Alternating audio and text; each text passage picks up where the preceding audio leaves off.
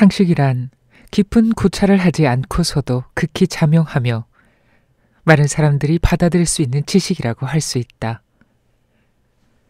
그러나 우리가 일상 자명한 것으로 받아들이는 지식도 과거 철학자들의 독창적인 사색과 고찰 결과 얻어진 것이 허다하다.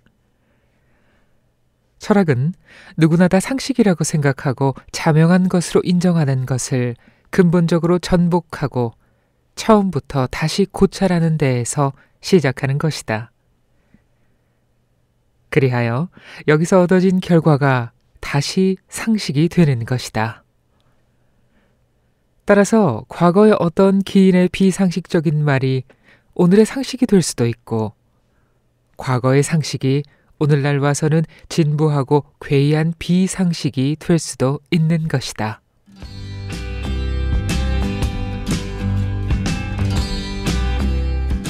어서 오세요.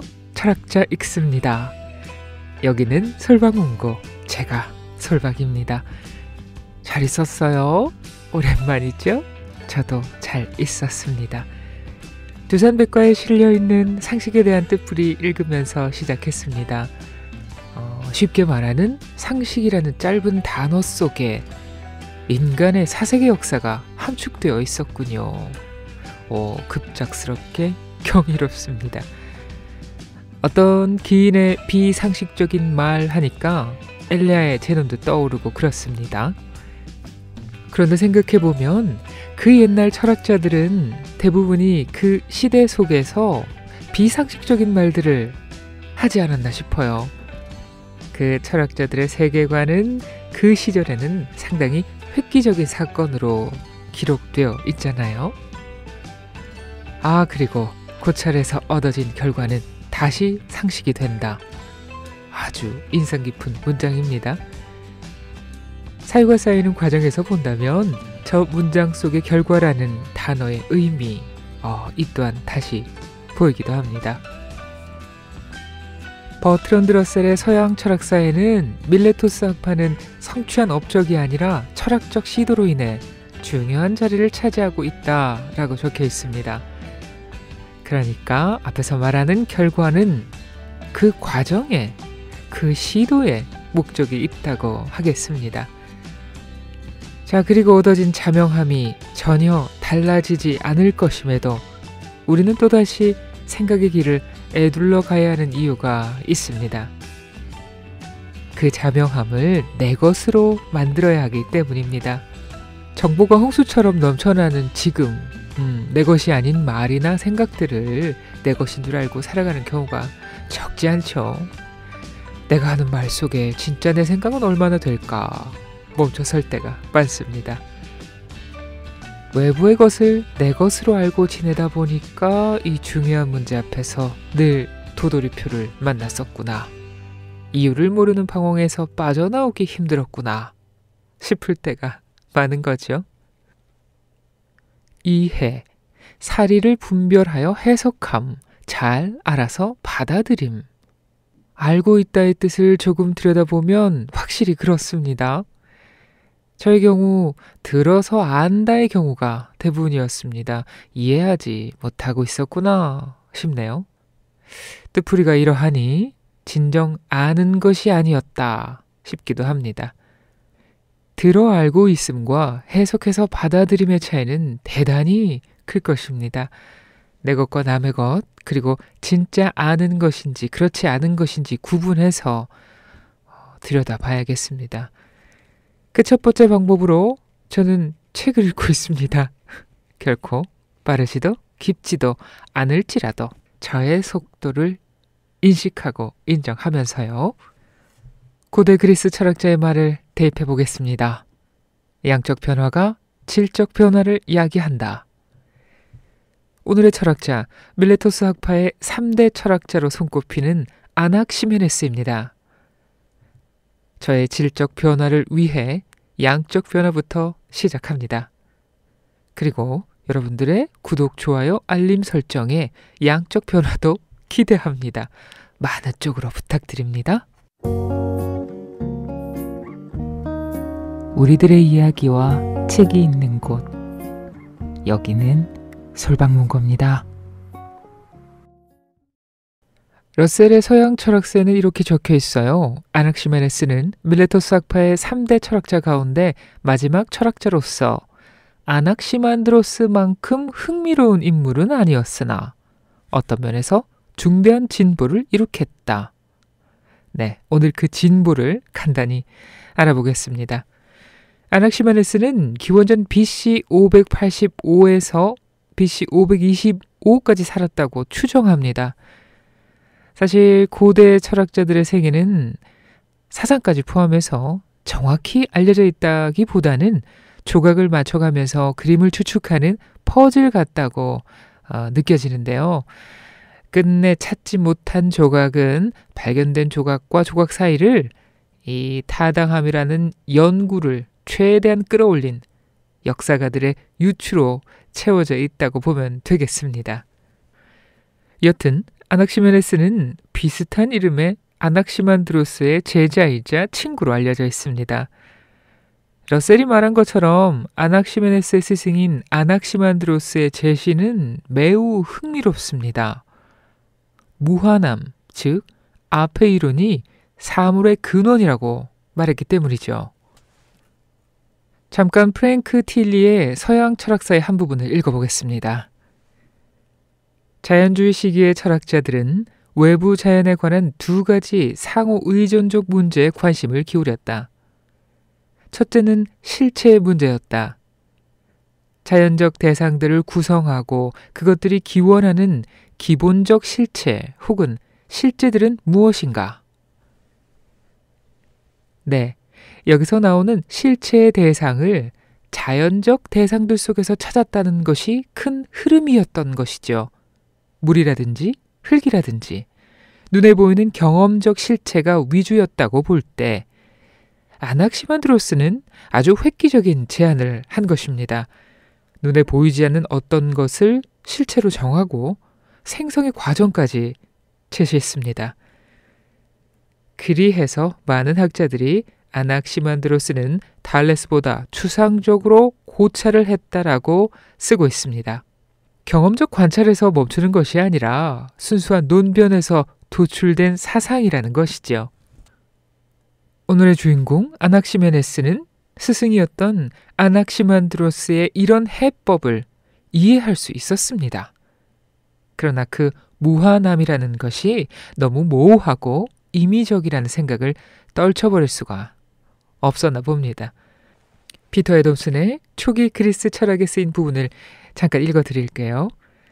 그는 만물의 원리가 무한정한 것이라는 점에서는 아낙시만드로스에게 동의하였지만 거기에서 더 나아가 그 무한정한 것을 특수한 실체로 파악하고자 했습니다.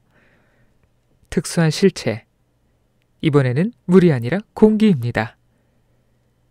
그러나 아낙시메네스가 자신의 이름과 비슷한 선대 철학자를 무시한 채 탈레스와 비슷한 관점으로 돌아갔다고 생각해서는 곤란합니다.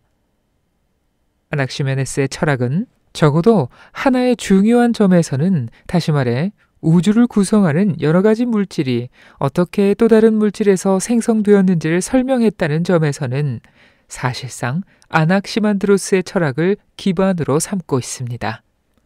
네, 그러니까 스승과 기본적인 개념을 같이 하면서도 좀 더 구체적이고 감각적인 것, 즉 공기를 제시한 것이죠.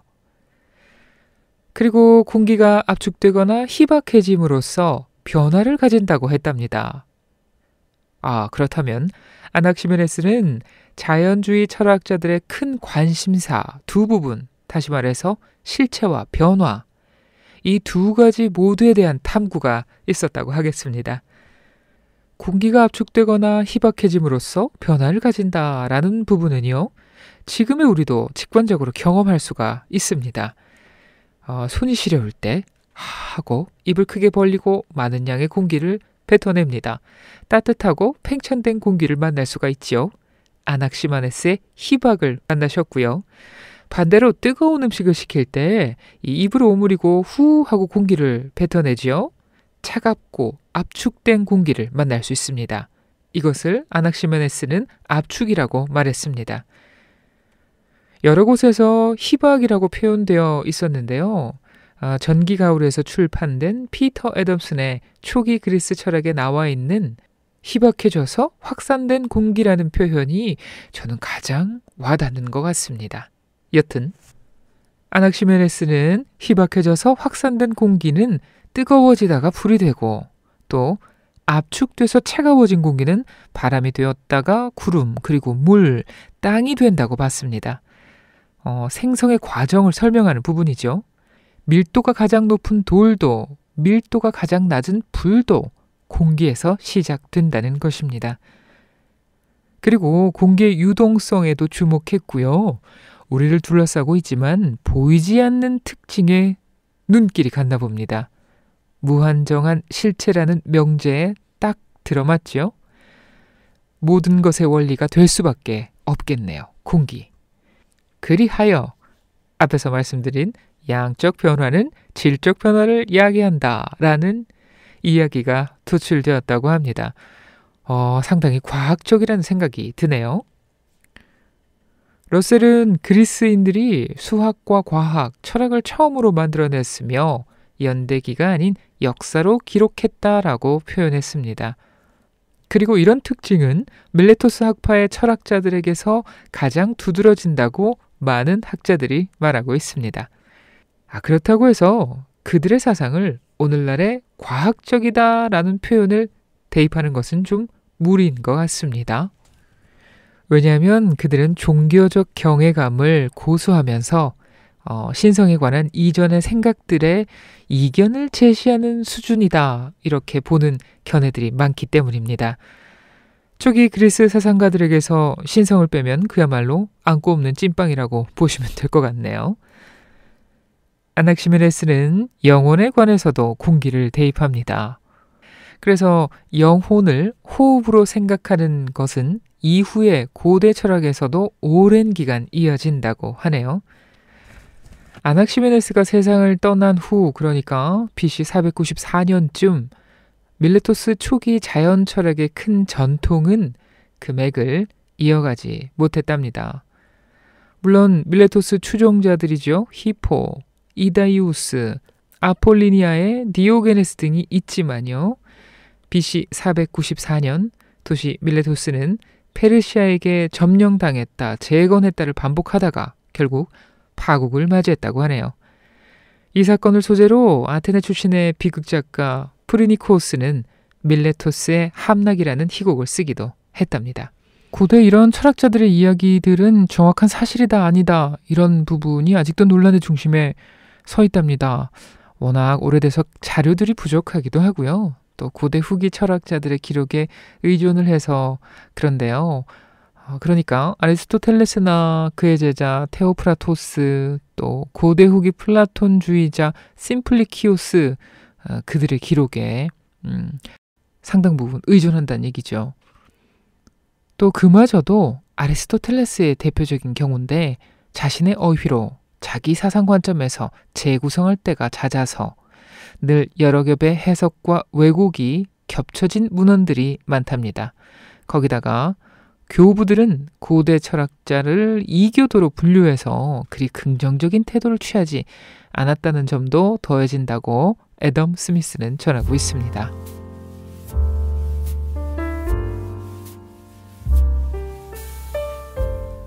그럼에도 우리가 오래된 얘기들을 알아보려고 애쓰는 이유는요. 고대 철학자 연구의 거장 피에르 아도의 말처럼 철학은 삶을 살아내는 방식이기 때문입니다. 여러 가지 방식을 알아보고 우리의 일상에 녹일 수 있다면 이 답이 없는 삶 속에서 무기력해지지 않으려는 노력에 더할 나위 없는 비책이 아닐까 합니다. 그렇습니다. 삶의 방식은 굉장히 중요합니다. 그리고 늘 매 순간마다 다시 매번 되새겨야 되더라고요. 마음이 복잡하고 혼란할 때 너무 멀리 보지 말고요. 눈앞에 닥친 일이나 오늘 하루에만 집중을 하면 다시 일어서서 걷는 데 도움이 되더라고요. 혹시 지금 살짝 주저앉아 있으십니까? 응원 보내드리려고요. 저희 제일 친한 친구가 늘 저에게 해주는 말인데요. 다시 전해드릴게요. 괜찮습니다. 지금 잘하고 계십니다. 오늘은 여기까지고요. 또 만나요, 친구들. 안녕.